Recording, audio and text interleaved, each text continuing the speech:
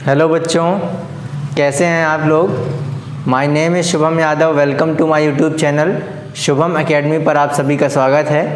जैसे कि हमारे मैथ्स का लेक्चर कंटिन्यू चल रहा है, तो उसमें ग्राफिकल मेथड मैं कंप्लीट करा चुका हूं। उसके 3 लेक्चर्स आ चुके हैं, ठीक है। तो वो आप आई बटन पर जाके देख सकते हैं, या तो डिस्क्रिप्शन बॉक्स में आपको लिंक मिल जाएगी। और आज हम बात करने वाले हैं सब्स्टिट्यूशन मेथड के बारे में, ठीक है। लीनियर इक्वेशन को कैसे सब्स्टिट्यूशन मेथड से सॉल्व करेंगे, आज हम दूसरी मेथड पे बात करेंगे। मतलब ग्राफिकल मेथड कंप्लीट हो गई और आज हम बात करेंगे सब्स्टिट्यूशन मेथड में। सब्स्टिट्यूशन मेथड मतलब क्या है बेटा? सब्स्टिट्यूट मतलब होता है विकल्प। एक्चुअली में तो इसका मतलब विकल्प होता है, लेकिन विस्थापन भी होता है। क्या होता है? विस्थापन। विस्थापन का मतलब क्या होता है? जैसे मैं एग्जांपल दे दूं कि एक प्लेस से हटाकर दूसरे को वहां पे रख देना, है ना। मतलब कि जैसे कोई फर्स्ट रैंक आ रहा था क्लास में, तो हमने उसको हटा के अपनी जगह बना ली। तो यहाँ पे एक की वैल्यू रिप्लेस करके दूसरे की वैल्यू निकालेंगे। रिप्लेस करना, हटाना, वो कहलाता है सब्स्टिट्यूशन। सब्स्टिट्यूट करना, ठीक है। तो आइए कैसे करते हैं, इसका एग्जाम्पल से ही समझ में आएगा, ठीक। बताता हूँ एग्जाम्पल। देखो, जैसे एक एग्जाम्पल है x plus y is equals to 14। Equation first है, ऐसे क्वेश्चन में गिवन है, ठीक है। और x minus y is equal to 4, equation second है। अब इन दोनों इक्वेशन को, लीनियर इक्वेशन है ये दोनों, इन दोनों इक्वेशंस को हमको सब्स्टिट्यूशन मेथड से फाइंड करना है। एक्स वाई सॉल्यूशन फाइंड करना है, एक्स वाई की वैल्यू फाइंड करना है। तो क्या करेंगे हम, इस फर्स्ट वाले इक्वेशन से या सेकंड वाले इक्वेशन से किसी एक वेरिएबल की वैल्यू निकाल लेंगे। कैसे? ट्रांसफॉर्मेशन करके। जैसे मैं लूँ फ्रॉम इक्वेशन फर्स्ट, अभी समझा रहा हूँ मैं, ठीक है। x की वैल्यू यदि मेरे को निकालना हो फर्स्ट इक्वेशन से, तो क्या हो जाएगा? x plus y is equal to 14 given है अपन को। तो x की वैल्यू निकालनी होगी, तो क्या करेंगे? y को ट्रांसफॉर्म कर देंगे, उस तरफ भेज देंगे। तो x 14 माइनस y आ गई x की वैल्यू। इसकी वैल्यू हमने निकाल ली, ठीक है। अब क्या करेंगे? जिस इक्वेशन से किसी वेरिएबल की वैल्यू निकालते हैं, उसी इक्वेशन में पुट नहीं करना है। तो हमने इस फर्स्ट इक्वेशन से वैल्यू निकाली x की, तो दूसरे में x की वैल्यू पुटअप कर देंगे। यहाँ से इस x को रिप्लेस करके ये वैल्यू रख देंगे, सब्स्टिट्यूट कर देंगे, ठीक है ना। इस x की वैल्यू इक्वेशन नंबर 2 पे सब्स्टिट्यूट कर देंगे, रिप्लेस कर देंगे। अब यहाँ पर जो x है वो क्या हो जाएगा? 14 माइनस वाई। तो रखेंगे put the value of x in equation second. मतलब जिस इक्वेशन से वैल्यू निकालते हैं उसी इक्वेशन में नहीं रखना है, तो दूसरे इक्वेशन में रखते हैं। तो क्या हो जाएगा? 14 माइनस वाई, ठीक है, minus y is equal to 4। यहाँ तक समझ में आया? हमने दूसरे इक्वेशन में x की वैल्यू रख दी, ठीक है। तो क्या हो जाएगा? 14 minus 2y, minus minus plus, लेकिन माइनस का ही साइन रहेगा, इज इक्वल टू 4। समझ में आया सभी को? और इधर करता हूँ मैं, तो कितना हो जाएगा? 14, 4 इधर आ जाएगा, 2y उधर चला जाएगा। तो क्या हो जाएगा? 14 माइनस 4 इक्वल टू 2y, है ना। तो इधर क्या हो जाएगा? 10 इज इक्वल टू 2y, और 10 by 2 is equal to y। तो कितना आंसर आ जाएगा y का? 5। अब y का आंसर आ गया 5। अब इस y की किसी में भी वैल्यू पुट करके, चाहे इक्वेशन फर्स्ट में चाहे इक्वेशन सेकंड में, ठीक है, दोनों में रख करके निकाल सकते हैं। कैसे निकाल सकते हैं? देखो, x प्लस 5 इक्वल टू 14। भाई y की वैल्यू निकाल ली हमने 5, तो कितना आ जाएगा? x इक्वल टू 14 माइनस 5 कितना आ जाएगा? 9, है ना। तो x और y की वैल्यू हम निकाल ली, और इस मेथड को कहते हैं सब्स्टिट्यूशन मेथड। मतलब किसी एक वेरिएबल की वैल्यू किसी भी इक्वेशन से निकाल करके, जैसे हमने फर्स्ट इक्वेशन से x की वैल्यू निकाली, y की भी निकाल सकते हैं, कोई दिक्कत नहीं है। तो 14 माइनस एक्स हो जाता, ठीक है ना। y की वैल्यू निकालते तो 14 माइनस वाई था, तो 14 माइनस एक्स हो जाता, और उसको इक्वेशन सेकेंड में पुट कर देते, या तो सेकेंड इक्वेशन से निकालते तो फर्स्ट इक्वेशन में पुट कर देते। ये कहलाता है सब्स्टिट्यूशन करना, डिस्प्लेस करना, एक जगह से दूसरी जगह पर वैल्यू पुटअप करना, सब्स्टिट्यूशन मेथड कहलाता है। समझ में आया सभी को? एक और एग्जांपल लेते हैं, तो एग्जांपल से ही समझ में आएगा। ये लिख लो कैसे निकाला मैंने। बहुत ही सरल मेथड है।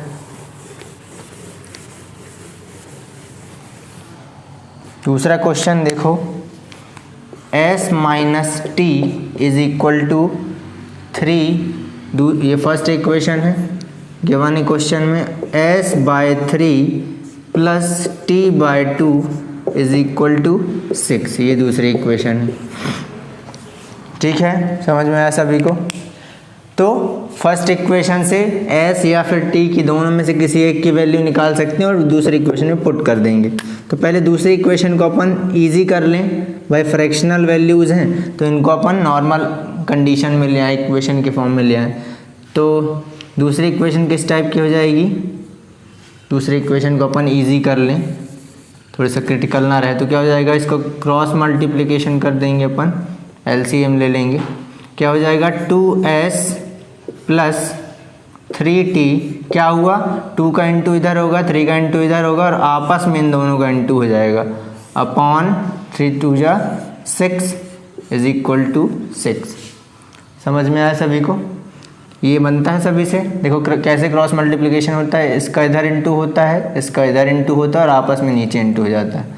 तो क्या हो जाएगा, 2s प्लस 3t, अब यहाँ पर ये डिवाइड में है तो उधर जाके 6 इंटू 6 हो जाएगा दूसरी इक्वेशन।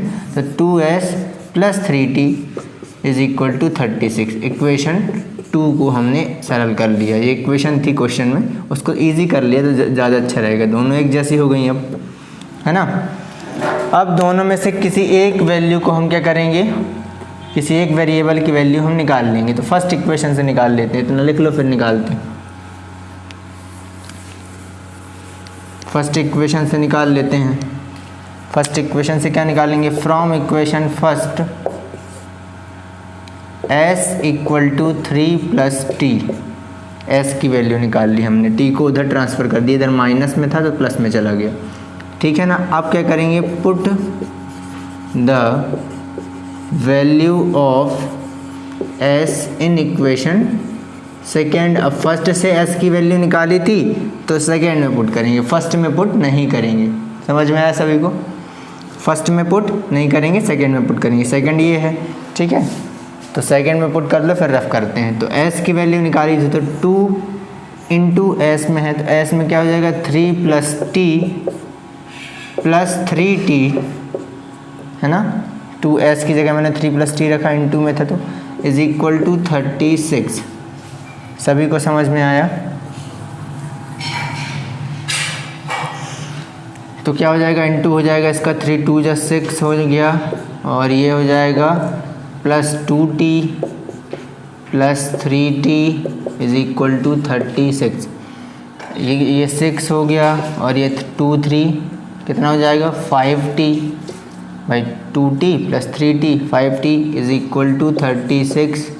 अब ये इधर चले जाएंगे, है ना, 6 को ट्रांसफ़र कर दो, तो क्या हो जाएगा, 5t equals to 36 minus 6, 5t equal to 30, भाई 36 से 6 माइनस 30, है ना।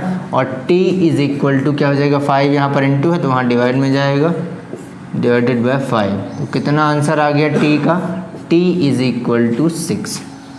t की वैल्यू कितनी आ गई, 6 आ गई। अब इस t की वैल्यू यदि हम यहाँ पे रख दें इक्वेशन फर्स्ट में, तो s की वैल्यू भी आ जाएगी। तो ठीक है, put value of t in equation first. Equation first में टी की वैल्यू निकालेंगे तो पुट करेंगे तो क्या हो जाएगा, s minus 6 is equal to 3। तो s is equal to 3 plus 6 और s की वैल्यू आ गई 9। अब देखो ये वैल्यूज़ जो आई हैं t और s की, इसको हम चेक भी कर सकते हैं, है ना। चेक कर सकते हैं कैसे, जैसे हम लोग ग्राफ में करते थे, दोनों साइड यदि इक्वल आती हैं, left hand side and right hand side, तो वो इक्वेशन क्या होगी, मतलब जो सॉल्यूशन होगा वो क्या होगा, सही होगा। तो s और t की वैल्यू पुट कर दो। देखो s क्या आया है 9, है ना। इक्वेशन फर्स्ट में यदि मैं रखूँ तो s क्या आया है 9 आया है और t क्या आया 6 इज इक्वल टू 3। तो ये आया 3 इज इक्वल टू 3, मतलब जो हमारा सॉल्यूशन आया है वो एकदम करेक्ट है। सबको समझ में आया सब्स्टिट्यूट कैसे करते हैं, ठीक है। 2 इक्वेशन गिवन होंगी क्वेश्चन में, एक इक्वेशन में क्या करेंगे, एक इक्वेशन से किसी एक वेरिएबल की वैल्यू निकालेंगे, जैसे s की निकाली मैंने, t की भी निकाली जा सकती है, और उसी वैल्यू को हम दूसरी इक्वेशन में पुट करके आंसर निकाल देंगे, और फिर इस जो आंसर आएगा वेरिएबल का उसको पहली वाली इक्वेशन में पुट कर निकाल देंगे। बहुत सरल है ना, इजी सा है। और भी एग्जांपल लेता हूँ मैं। क्वेश्चन नंबर 3, क्वेश्चन नंबर 3 है एनसीईआरटी का 3.3 का क्वेश्चन नंबर 3 का पहला क्वेश्चन क्या कहता है, पहला क्वेश्चन कहता है कि the difference between 2 number, question कह रहा है द डिफरेंस, क्वेश्चन आप बुक से देख लें, the difference between 2 numbers, 2 number हैं उनका डिफरेंस कितना दिया है, डिफरेंस इज 26 दिया है उनका difference, and one number is क्या दिया है, थ्राइस, है ना, 3 टाइम्स लिख लो, थ्राइस मतलब 3 टाइम्स 2 अदर, ठीक है। और फाइंड कह रहा है, फाइंड नंबर्स, नंबर को फाइंड करो, ठीक है। कह रहा था difference between 2 number is 26 and 1 number is 3 times 2 others, find number. कह रहा है कि 2 नंबरों का डिफरेंस मतलब सब्ट्रैक्ट करेंगे, है ना। डिफरेंस कैसे निकालते हैं, जैसे मैं कहूँ कि मेरे और मेरे भैया के बीच की डिफरेंस, एज डिफरेंस कैसी है, तो भैया की डिफरेंस बड़ी है तो उसकी एज ले लूँगा मान लो 25 और मेरी 23, तो डिफरेंस मतलब क्या है, 25 से 3 को माइनस कर देंगे 23 को, तो बताएंगे मेरा डिफरेंस कितना है, 2 है, मेरे और मेरे भैया की एज का, है ना। डिफरेंस मतलब उनके बीच में कितना अंतर है, तो अंतर कैसे निकालते हैं, माइनस कर देंगे, ठीक है। तो सॉल्व कैसे करेंगे बेटा, अब इसमें इक्वेशन हमको बनाना है, तो एक नंबर को कर लेंगे लेट 1 नंबर इज x, है ना, अनदर नंबर इज y, ठीक है। अकॉर्डिंग टू क्वेश्चन क्या कह रहा है, अकॉर्डिंग टू क्वेश्चन क्या कह रहा है बेटा, दिया है द डिफरेंस बिटवीन 2 नंबर, 2 नंबरों के बीच का डिफरेंस, मान लो एक नंबर हमने लिया था x, दूसरा नंबर y, तो दोनों का डिफरेंस कितना है, 26 है ना। x minus y is equal to 26, उनका बीच का डिफरेंस, मैंने जैसे बताया था कि हम एज डिफरेंस कैसे करते हैं, माइनस कर देते हैं, तो दोनों नंबर्स का डिफरेंस 26 है। और दूसरी बार क्या कह रहा है, 1 नंबर इज 3 टाइम्स 2 अदर, एक नंबर 3 टाइम्स है, तो x इज इक्वल टू क्या हो जाएगा, 3y, भाई 3 टाइम्स है तो इनके बीच में इनटू हो गया, ठीक, ये हो गई दूसरी इक्वेशन। तो x की वैल्यू आ गई, कितनी आ गई, 3y। अब इसमें तो किसी की वैल्यू निकालनी नहीं थी, पहले से ही निकल गई, अपन ने इक्वेशन जो कह रहा है उससे ही निकल गई, इक्वेशन के अकॉर्डिंग, क्वेश्चन के according x is equal to 3y आ गया। तो क्या करेंगे, सीधे आप पुट कर देंगे इक्वेशन फर्स्ट में, भाई सेकंड से निकली है तो फर्स्ट में पुट कर देंगे, तो put the value of x in equation first. समझ में आया सभी को, ये लिख लो, फिर मैं ये ऊपर पुट करता हूँ, है ना। तो इक्वेशन फर्स्ट में पुट करेंगे, x की वैल्यू तो क्या हो जाएगा, x की वैल्यू क्या है 3y, तो 3y minus y is equal to 26, तो कितना आ जाएगा 2y इज इक्वल टू 26 और y इज इक्वल टू क्या हो जाएगा 26/2, इट मीन्स 13। y की वैल्यू कितनी आ गई 13 आ गई। समझ में आया सभी को? y की वैल्यू कितनी आ गई 13 आ गई। अब y की वैल्यू हम इक्वेशन किसी भी इक्वेशन में इसमें पुट कर दो, ज़्यादा इजी रहेगा। रफ करूँ, put value of y, put value of y in equation second. अब सेकेंड में पुट कर दो तो x की आ जाएगी, तो x is equal to 3 into 13, तो कितना आ जाएगा 39। तो x कितना आ गया 39। समझ में आया सभी को?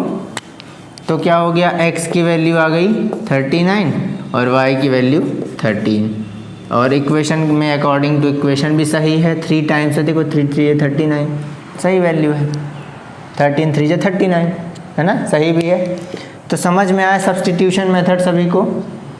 सभी बच्चों को समझ में आया सब्स्टिट्यूशन क्या है?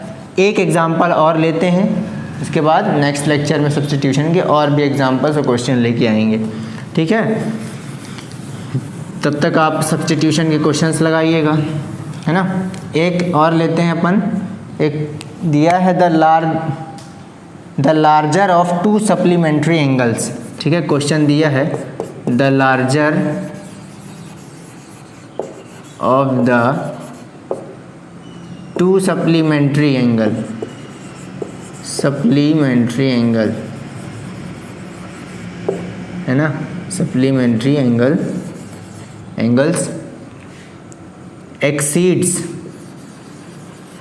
exceeds the smaller by 18 degree, ठीक है। फाइंड कह रहा है, फाइंड करें एंगल कि कौन कौन से एंगल है। तो 2 एंगल हैं, कह रहा है 2 एंगल हैं, एक बड़ा एंगल है, लार्जर एंगल है, और एक स्मॉलर एंगल है। दोनों किस टाइप के हैं? सप्लीमेंट्री एंगल है, ठीक है। दोनों का जो सम है वो क्या है? सप्लीमेंट्री एंगल्स क्या कहलाते हैं? जिसका सम 180 डिग्री हो, है ना। सप्लीमेंट्री एंगल क्या कहलाते हैं? जिसका सम 180 डिग्री हो। तो अपन पहले सॉल्व लिखते हैं, और कह रहा है जो बड़ा वाला एंगल है छोटे वाले से 18 डिग्री और ज़्यादा है, एक्सीड है, बड़ा है ना। तो लिख लेते हैं लेट लार्जर एंगल को अपन ले लेते हैं y(x), larger angle is x, and smaller angle को y ले लेते हैं, स्मॉलर एंगल इज y। दोनों क्या है? सप्लीमेंट्री एंगल है। क्वेश्चन को समझना, the larger angle of the 2 supplementary angle, 2 supplementary, तो दोनों एंगलों का सम कितना हो जाएगा? x + y is equal to 180। समझ में आया? 180 डिग्री, 180 डिग्री ले लेते हैं, 180 डिग्री। तो ये हो गई इक्वेशन फर्स्ट भाई साहब। पहली इक्वेशन कह रहा है सप्लीमेंट्री एंगल है, तो दोनों का सम 180 डिग्री होगा, ये हमको पहले से ही पता है। वो एंगल सप्लीमेंट्री कहलाते हैं जिनका सम 180 डिग्री हो, आपको याद करके रखना है अब, ठीक है। वैसे आप पहले भी जानते थे, ठीक है। अब कह रहा है अनदर लार्जर एंगल, तो लार्जर एंगल x है, तो x कितना है? y से 18 एक्सीड है, मतलब ज़्यादा है। 18 क्या कर देंगे? प्लस कर देंगे, है ना भाई। y से छोटे एंगल से 18 ज़्यादा है, तो ये हो गई इक्वेशन सेकेंड। सभी को समझ में आया? तो x की वैल्यू मिल गई, पहले से ही क्वेश्चन में मिल गई है, हमको फाइंड करना ही नहीं पड़ा, जैसे लास्ट क्वेश्चन में हमें फाइंड नहीं करना पड़ा था। तो x की वैल्यू हम पुट कर देंगे इक्वेशन फर्स्ट में। तो इसको लिख लो, फिर मैं पुट करता हूँ।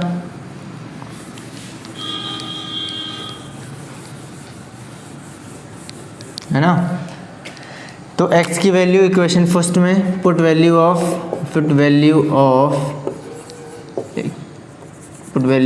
x इन इक्वेशन फर्स्ट, है ना। इक्वेशन फर्स्ट में अपन पुट करते हैं, तो क्या हो जाएगा? y + 18 प्लस y, भाई y + 18 plus y is equal to 180 degree. तो ये हो जाएगा कितना? 2y + 18, भाई y से y प्लस हो गए, तो 2y + 18 is equal to 180 degree, है ना। इसको रफ कर देता हूँ, फिर ये कितना हो जाएगा? 2y is equal to 180 minus 18, है ना। तो 2y इज इक्वल टू 180 से 18 माइनस करो तो कितना बचेगा? 162। समझ में आया सभी को? 162 और y इज इक्वल टू, भाई माइनस कर लो,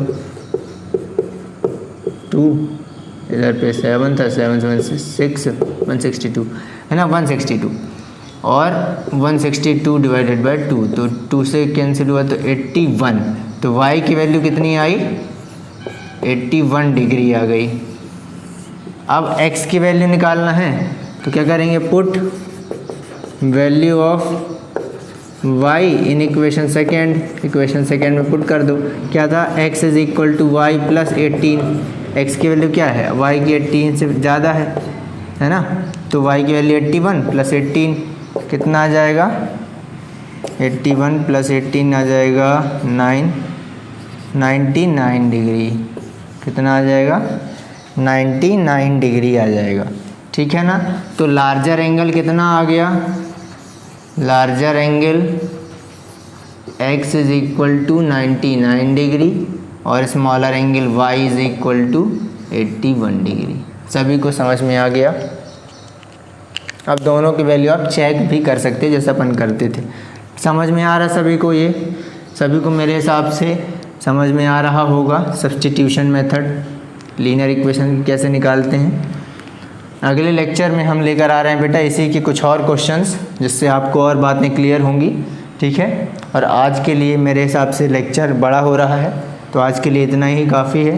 नेक्स्ट लेक्चर में मैं इसी के क्वेश्चंस और लेकर आ रहा हूँ। तो आई होप आज आप लोगों को समझ में आया होगा, ठीक है। तो यदि आप लोगों ने मेरा चैनल सब्सक्राइब नहीं किया तो चैनल को सब्सक्राइब करें, वीडियो पर लाइक करें, कमेंट करें, कोई कन्फ्यूज़न हो तो कमेंट करके मुझे बता सकते हैं, अगले लेक्चर में मैं सुधार दूंगा। और ज़्यादा से ज़्यादा लोगों को तुम लोग बताएं, शेयर करें। Thank you very much.